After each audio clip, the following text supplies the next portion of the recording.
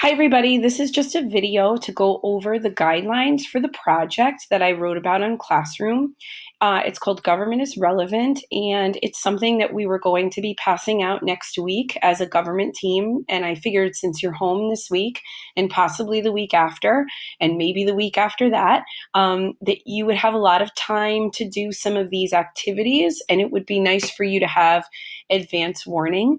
While you're home, think about the list of all these different activities that you could do in order to accumulate a total of 8 points. You'll see that here. So, what does that mean? All of the activities, as they're listed, have a certain number of points.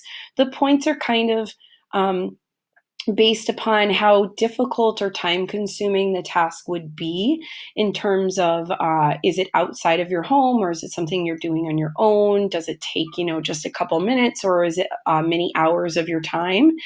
So you'll also notice that some of these issues, some of these tasks rather, are only limited to one time. And that's important just because we want you to have a more diverse set of tasks to do.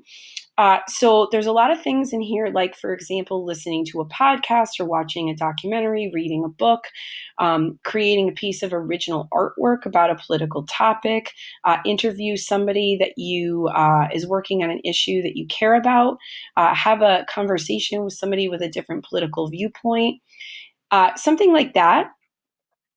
If it's impossible because of social distancing, I think that we could do this virtually. You could do it through FaceTime. You could do it through Skype. Just make sure that you document it and you take detailed notes on your conversation. When you are ready to do something that's audiovisual, we have a list of podcasts and books and documentaries that we have pre-approved. However, if there's something else that you're interested in or that you found, please send me an email with a link to whatever book or documentary, podcast, or TV show you're interested in taking a look at. With television shows and movies, we really want to stick a little bit closer to things that are based upon true stories and or documentaries. So just keep that in mind. Some of these things, for example, Running with Beto, that was about Beto O'Rourke running for the Senate last year. That was a Netflix documentary, and it's actually really interesting because it's about somebody who lost an election, which we don't often see. So that's something to take a look at as well. When you are done with the activity or while you're doing it, you can fill out the documentation sheet. So you'll notice that you're going to make one documentation sheet for each task. Here's an example of one. At the top, there's an area for you to put the number of points from the list for this task, so fill that in. Right here is the rubric for grading. I am not, please don't delete this. I will be checking off which box describes your work, so that's important to keep. There is a box for you to summarize what you did. However, for this student with their documentation, these photographs of watching a documentary are okay, but they're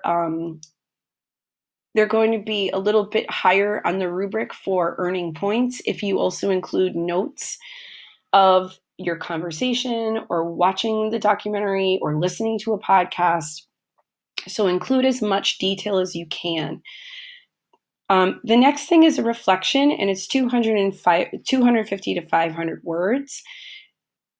Yes, it's a personal reflection, so therefore the tone might be a little bit lower than a formal piece of writing, but we still expect you guys to use like proper grammar and check your spelling and use capitalization and punctuation rules. Also, think about all the prompting questions that we have in here. So if you're struggling for what to write about in your reflection, we try to give you a whole host of things to think about in your reflection. And then that's it. So you're going to do that for every task that you do. Here are the tasks. Here are some examples to help you get started if you need some help.